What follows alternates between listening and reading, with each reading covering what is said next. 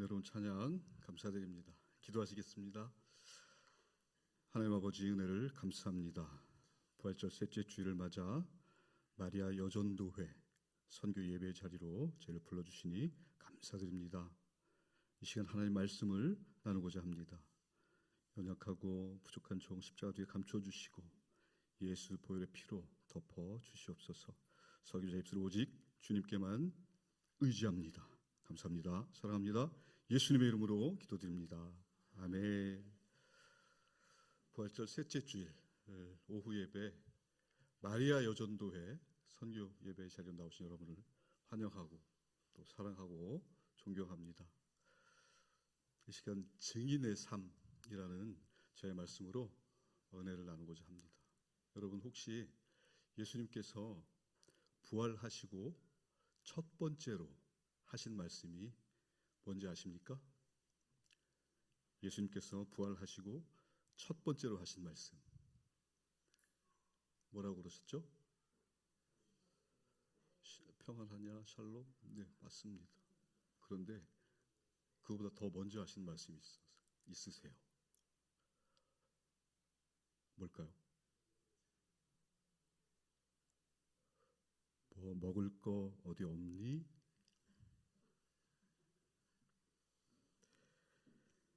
예수님께서 부활하시고 첫 번째로 하신 말씀이 뭐 먹을 거 어디 없니?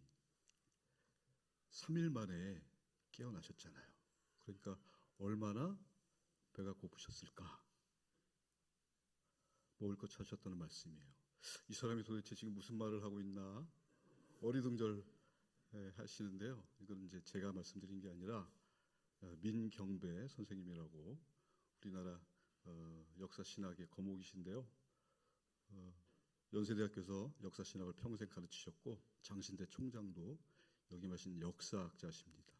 그러니까 선생님의 취지는 뭐냐면 예수님의 부활은 역사적인 사실이다 라는 것을 강조하신 실제적인 사건이다라는 것을 강하게 표현하신 말씀입니다.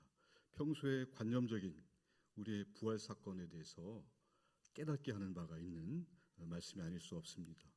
제 생각에도 실제로 예수님께서 그러셨을 것 같아요. 여러분들은 그렇게 생각하지 않으십니까? 예수님께서 부활하시고 이 땅에 40일 동안 계셨잖아요.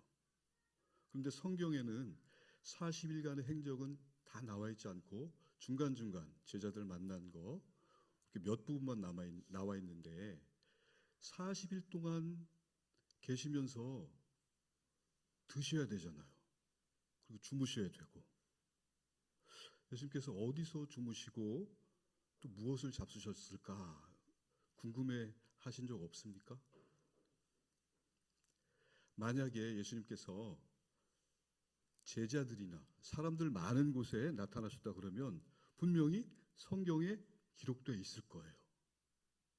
그런데 성경에 나와 있지 않습니다. 그렇다고 해서 예수님이 40일 동안 안 주무시고 안 드신 건 아니잖아요. 무언가는 잡수시고 어디선가 주무셨을 텐데 사람 많은 곳이 아니고 또 제자들이 있는 곳도 아닌 산이나 또 동굴 같은 곳, 또 시장하실 때는 이렇게 지나가시다가 아무 집이나 들어가셔서 얻어 잡수시지 않았을까? 이런 것을 생각하면 가슴이 메인다. 강의하시면서 맨날 우세요. 민경배 선생님이. 그래서 우리 예수님이 부활하신 실제적인 사건이잖아요. 그래서 도마가 직접 와서 예수님 몸을 만져보고 찔러봤잖아요. 몸으로 부활하셨기 때문에 분명히 주무시고 드셨을 것이다. 자, 역사란 이런 것이다 라는 것을 말씀드리는 거예요. 뭐냐면 역사는 눈에 보이고 우리가 알고 있는 사실만이 아니라 그 이면에 있는 것, 그 속에 감추어진 것들을 끌어내는 것이다. 그래서 증인들을 통해서 자료들을 통해서 그 당시의 사건을 우리가 직접 재현해보고 상상해내는 것이 참된 역사다라는 것을 말해주는 것입니다. 그래서 오늘 나눈 말씀이 사도행전이잖아요. 사도행전도 역사서예요. 우리 성경은 역사서 아닙니까? 구약의 역사 전체가 구약 말씀이 이스라엘의 역사에 관한 부분. 그다음에 신약도 우리 신약 성도들의 생생한 역사 이야기란 말씀이죠. 그러니까 즉 다시 말씀드리면 우리 기독교는 실제적인 종교다, 역사적인 종교다 이런 말씀을 드리는 것입니다. 그래서 우리 예배 드릴 때 항상 사도신경 할 때 본디오 빌라도에게 죽임을 당하신 그걸 하는 이유가 뭐냐면 그 빌라도 그 사람 나쁜 사람이야 이렇게 정죄하려는 게 아니라 역사적으로 존재했던 빌라도를 통해서 예수님의 실제를 드러내고자 하는 것입니다. 그러니까 따지고 보면 이 빌라도가 예수님의 증인이 된 셈이에요. 그렇지 않습니까? 그래서 이처럼 성경은 역사적인 책입니다. 그래서 오늘 본문인 사도행전도 실제로 벌어진 역사적인 사건이었다. 이 사도행전 누가 썼습니까? 누가가 기록했거든요. 누가는 여러분도 잘 아시다시피 누가복음을 쓴 저자잖아요. 그리고 의사이기도 했고. 근데 이 사도행전을 쓴 다음에 누가복음을 썼거든요. 그러면 누가를 역사가라고 하는 이유는 이 역사적인 사건이 기록되어 있는 사도행전을 썼기 때문에 역사라고 기록하고 있어요. 자, 누가복음이 이 사도행전 다음에 쓰여졌는데 이 누가가 쓴 누가복음 1장 1절에서 2절을 보면은 이렇게 되어 있습니다. 우리 중에 이루어진 사실에 대하여 처음부터 목격자와 말씀의 일꾼된 자들이 전하여 준 그대로 내력을 저술하려고 붓을 든 사람이 많은지라. 여기 보면 이루어진 사실에 대하여 처음부터 목격자라고 되어 있는데 나는 이 사실을 목격한 사람이야. 증인이라는 것이죠. 당시에는 기독교의 증인이 되려면 목숨을 걸어야 했습니다. 이 누가는 목숨을 걸고 이 사명을 감당했던 것입니다.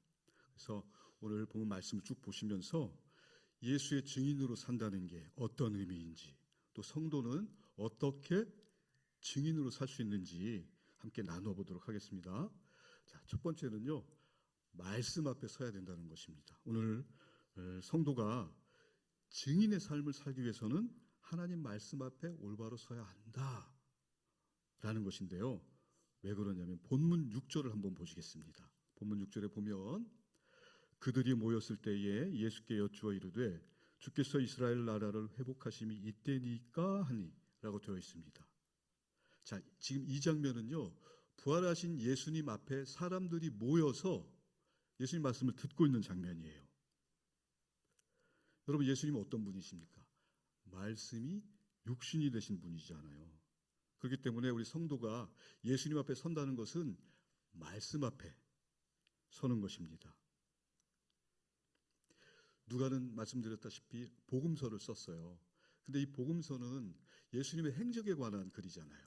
그렇기 때문에 예수님의 행적을 자세히 아는 사람만이 쓸 수 있습니다.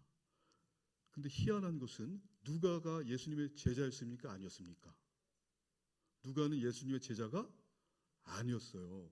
아님에도 불구하고 복음서를 썼다는 것은 그만큼 누가가 예수님의 일거수일투족을 잘 알고 있었다.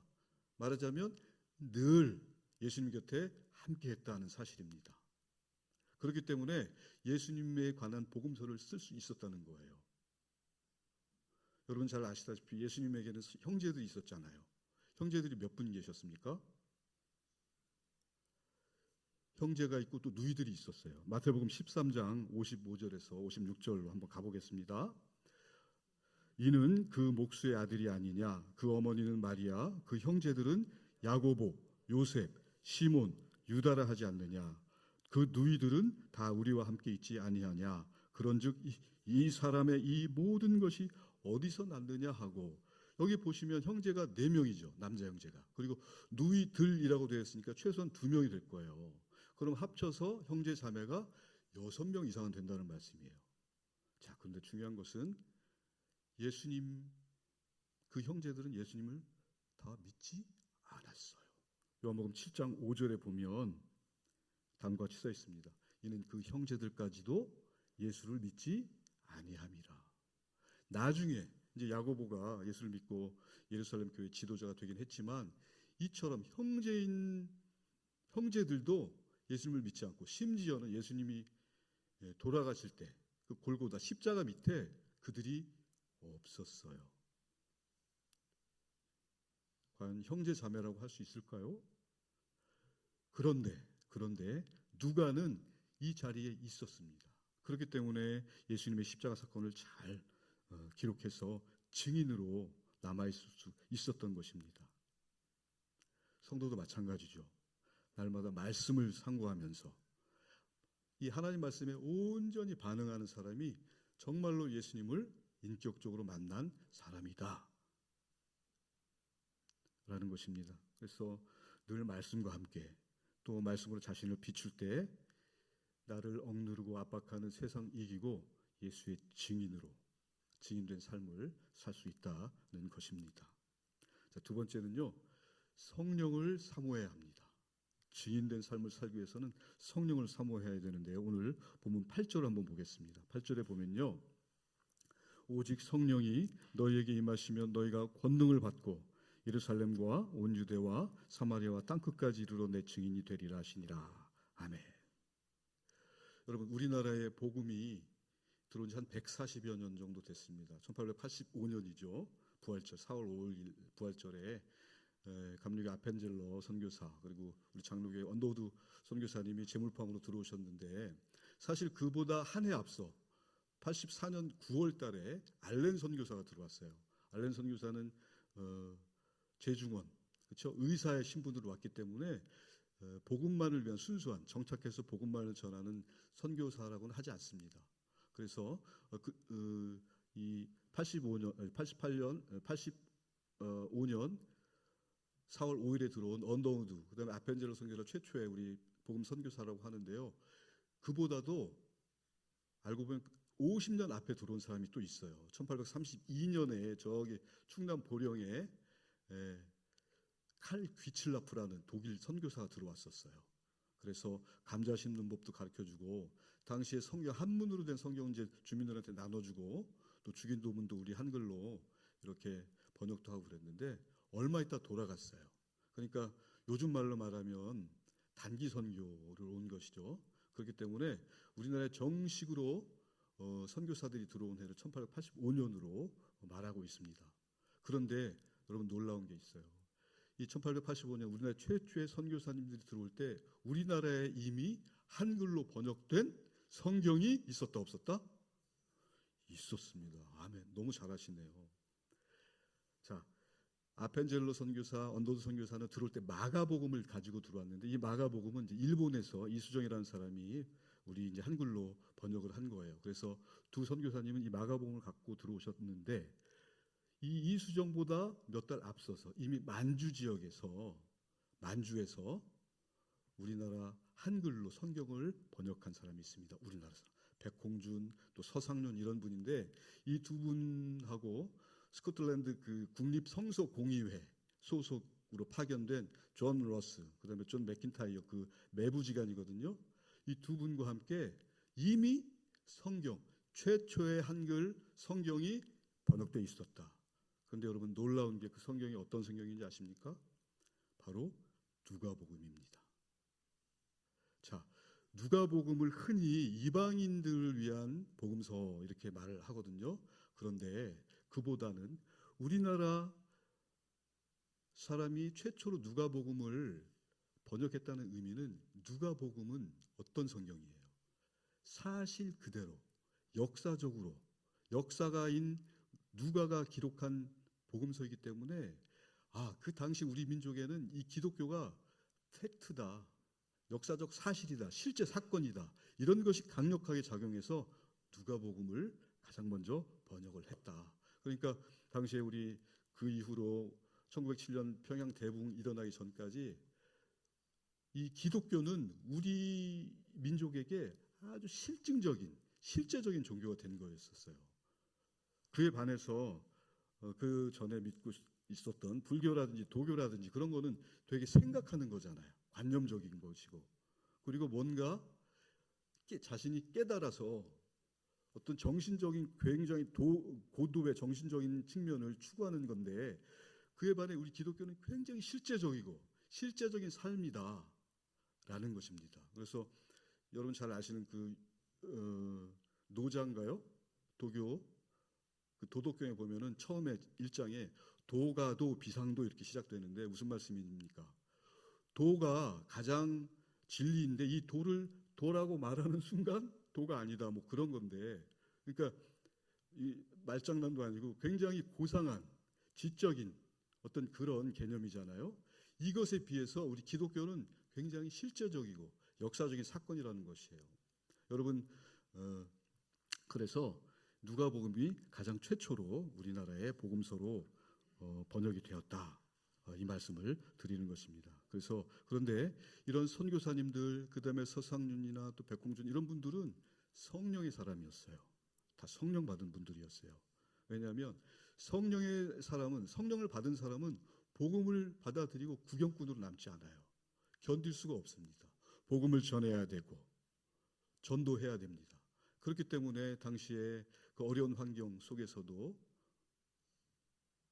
복음을 번역을 하고 전하고 또 건설하는 분들이 있었어요. 보따리 짐 지고 전국 방방곡곡 다니면서 성경을 전하면서 전도부인이기도 나중에 이제 발전을 했는데, 그런 분들에 의해서 우리나라가 이렇게 복음화가 된 거예요.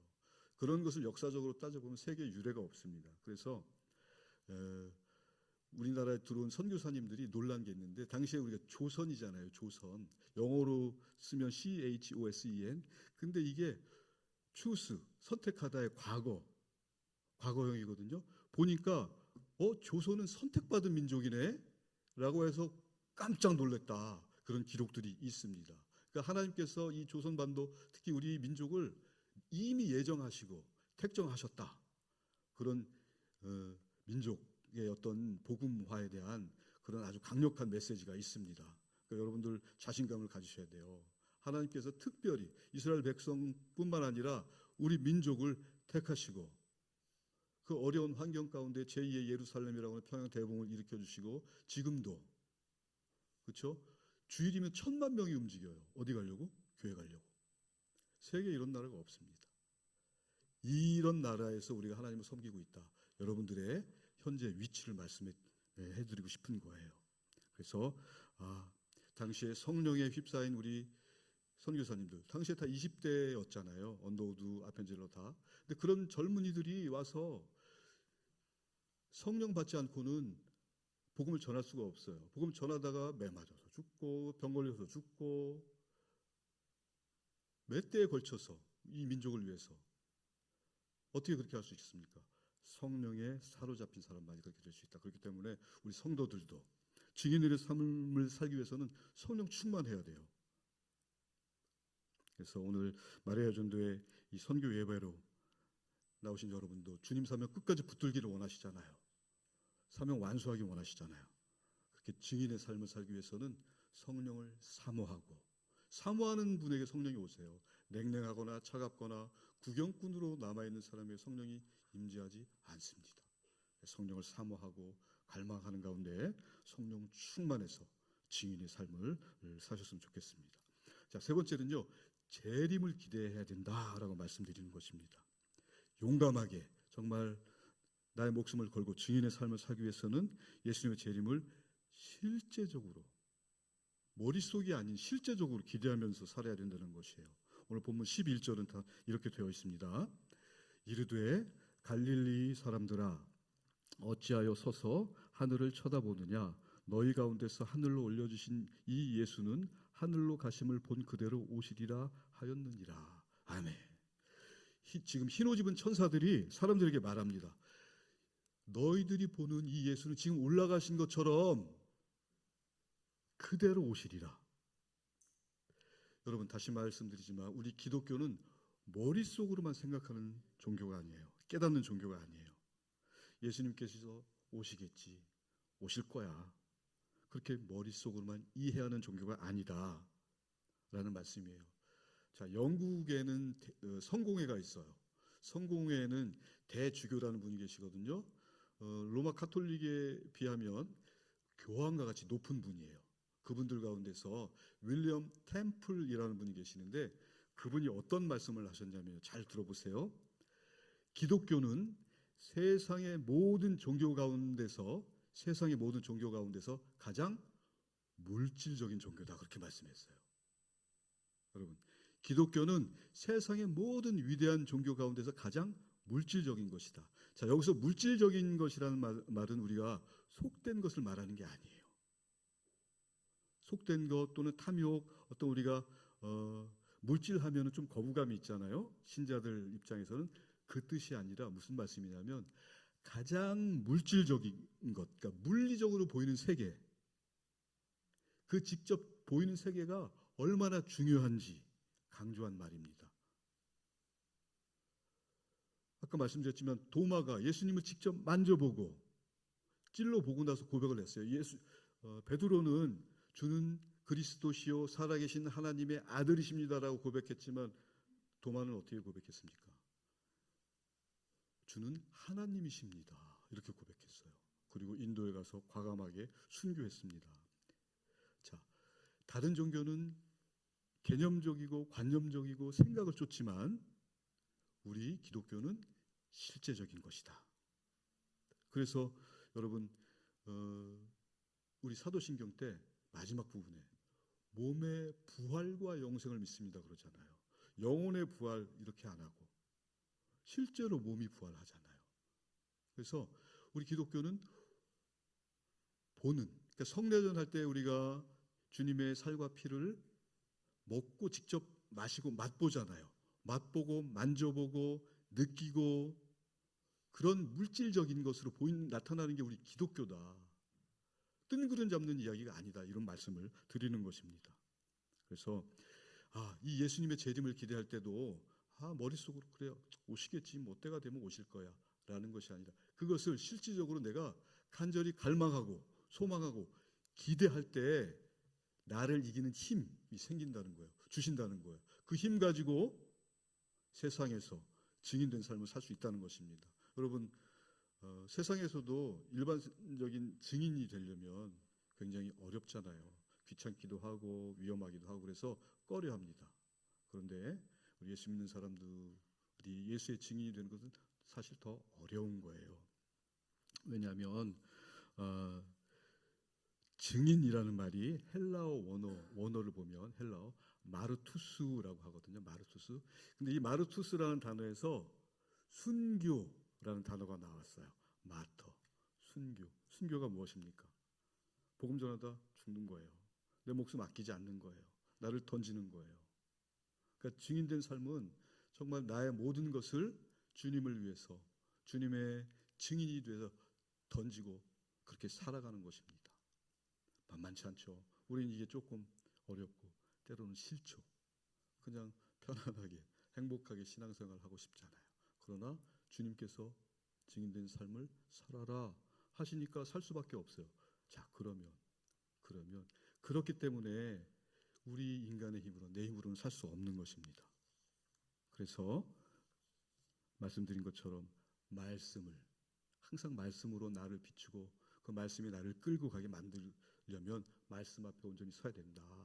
그리고 성령의 능력으로 성령을 사모해서 성령 받아서 성령의 능력으로 예수님의 재림을 실제적으로 기대하면서 살아갈 때 정말 힘차게 증인의 삶으로 주어진 우리의 사명을 감당할 수 있는 것입니다. 그래서 말씀을 정리하면 이 성령은 따스한 영이잖아요. 따스한 영, 또 사랑의 영. 그리고 이 사랑의 영으로 휩싸인 사람은 사랑이 충만하게 돼요. 근데 사랑이 충만한 사람들은 표정에 다 드러나죠. 밝고 기대하는 마음이 있어요. 기대해요. 소망하면서. 이 성령이 충만해야 예수님의 재림을 진정으로 기대할 수 있는 마음이 생기는 거예요. 그래서 말씀으로 나를 세우고 성령을 사모해서 성령 충만한 상태에서 예수님을 재림을 정말로 기대하며 살아가실 때에 이 땅에 집착하지 않습니다. 나를 억누르는 짓누르는 세상의 그 무게를 이기고 정말 자유 가운데서 예수님의 증인으로 살아갈 수 있다는 것을 말씀을 드립니다. 그래서 우리 신길동교회 모든 성도님들이 말씀으로 나를 채우고 또 성령의 사람이 되어서 주님의 재림을 기대하는 예수 그리스도의 참된 증인으로 힘차게 이 땅을 살아가시면 좋겠습니다. 아멘. 기도하시겠습니다. 하나님 아버지, 은혜를 감사합니다. 주님의 부활을 기뻐하는 가운데 말씀으로 저희를 만나주시니 감사드립니다. 주신 말씀처럼 진리의 말씀으로 나를 채우고 성령의 사람이 되어 예수님의 재림을 진정으로 기대하며 소망 가운데 살아가게 하옵소서. 주어진 일상에서 나를 이기며 힘있게 사명의 길을 걸어가는 신길동교회 우리 모든 사랑하는 성도님들 다 되게 하여 주시옵소서. 감사합니다. 사랑합니다. 예수님의 이름으로 기도드립니다. 아멘.